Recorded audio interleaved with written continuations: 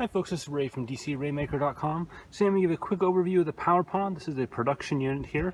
So this is the final one. They launched the product back in the fall at Eurobike, and now it's shipping as of November, and I've kind of been riding it for the last couple months. So you'll see it's a small little pod that sits in the front there. It's about the same size as the Edge 520 up there, except it sits vertical. And then the front here, it's kind of hard to see because of the shadows, is a port for air. So that's going to go ahead and measure your aerodynamic drag, and then from there it can go ahead and figure out your power. It's only got really one button, and that's this little white one right there, and it's got an LED light right there. And that allows you to simply turn it on, and then if it's your first ride, you calibrate it. Now I've already calibrated it, and the way that works is you just simply ride for 5 minutes. So it's a pretty straightforward process, and then it'll go ahead and it'll continue to tune it from there. It's actually kind of cool in that it will calibrate dynamically. So if you change something on your bike position-wise, or you go a different terrain, or wherever it may be, it'll actually change that. It'll take a little bit of time, about 10 to 15 minutes, but I had a day where I put an action camera basically just up here, and it kind of partially blocked the port. So at first it showed some crazy power numbers, and then within about 15 minutes, it actually normalized and matched the other power meters. So what you see here is it shows up as an amp plus sensor, just like anything else. So I've got my Scotch heart rate strap there. I can click on PowerPod. I can look at sensor details, about, nothing in there I guess right now for this one. So if I go ahead and go on back, there we go, sorry. Go ahead and go on back. You'll see there's a calibrate function that doesn't work at all. On this particular unit, the way it works, it just simply sends OK. And the reason is there's no calibration that has to occur, unlike another power meter down there or somewhere else that you would be able to zero that. The calibration all occurs out in the road dynamically. So at this point, it's basically ready to go. I'm going to go ahead and head out for a ride and show you what it looks like as I'm riding. Okay, so we're out here riding around with the PowerPod. You'll see it's just down there. Now the front Garmin, this one up there, the Edge 520, that's displaying my PowerTap P1 pedals, whereas the bottom unit is displaying the PowerPod data. The very top line on both of them is for the 3-second, middle line or second to top line is 10-second average, and the third line is a 30-second average. Then I have heart rate from 2 different sensors. So you'll see that if I look at the 30-second average, it's probably the best one to look at right now.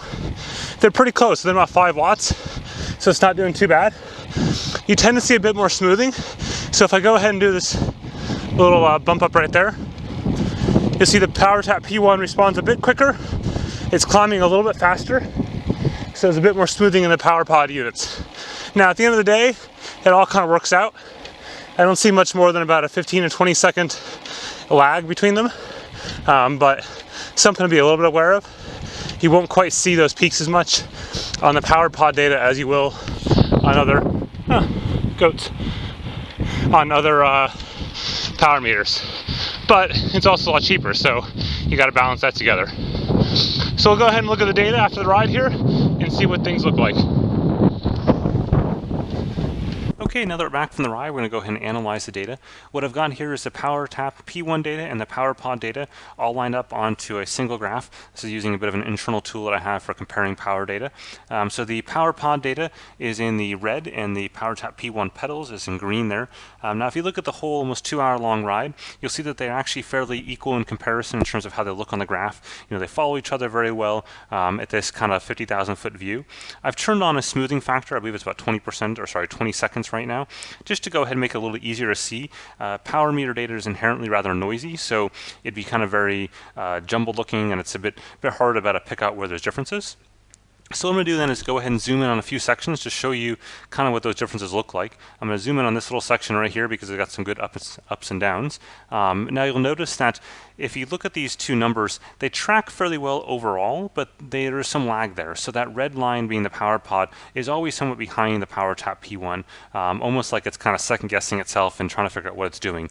Now it gets the number right, it's just delayed. So you'll see that right here where the PowerTap P1 little sprint there goes up, and then the PowerPod kind of follows it just about 5, maybe 6 seconds behind it, give or take. Now when I do a harder sprint, it actually follows a little bit quicker. So you see this right here, it followed very nicely on this little jump.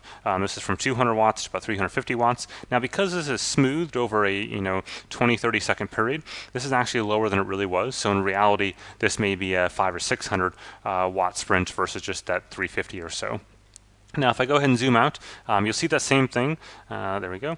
Zoom out. If I look at this sprint right here, So this one, I zoom in there, you'll see that on that sprint portion, it tracked very, very well and almost identically through that climb. However, as soon as I hit that top there, the PowerPod actually overcommitted a bit and showed higher than it really was. And so if I go down and change that smoothing value, I'll go down here and we'll change this, update that, go back up the top. You'll see there it looks a little more variable.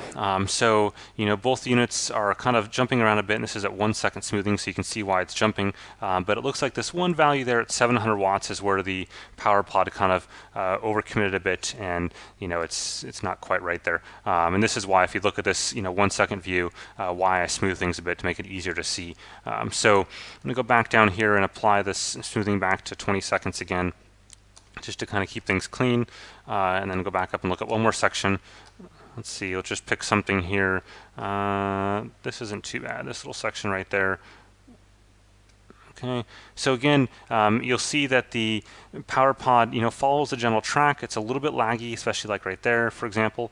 It's also a little more smooth looking than the PowerTap data is. And in this case, smoothing is generally not a great thing for power meters, but the reason that kind of VeloComp does it for the PowerPod is to sort of try to smooth out some of the issues they may have with accelerometers or with the aerodynamics. So it makes it a little bit easier for them to get kind of this cleaner looking line. So what does this mean for the total numbers? So let's go down to the end here and look at those real quick.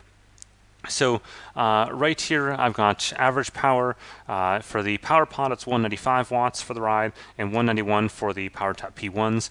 Now keep in mind that average power is the easiest possible thing to pass on this test. You can be off the entire ride and still have our average power correct because it's simply the average. So highs and lows sort of literally average out.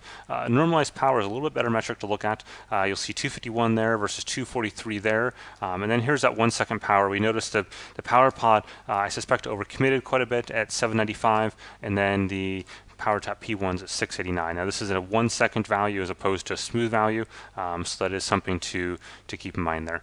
So stay tuned over the next little while here. I'll be publishing my full in-depth review of the PowerPod and how it stands up against a number of different rides with even more power meters. In this case, I only had 2 on this particular bike because I was traveling, but most of my other tests will have between 3 to 5 power meters on it, so you can compare a bit more. With that, thanks for watching.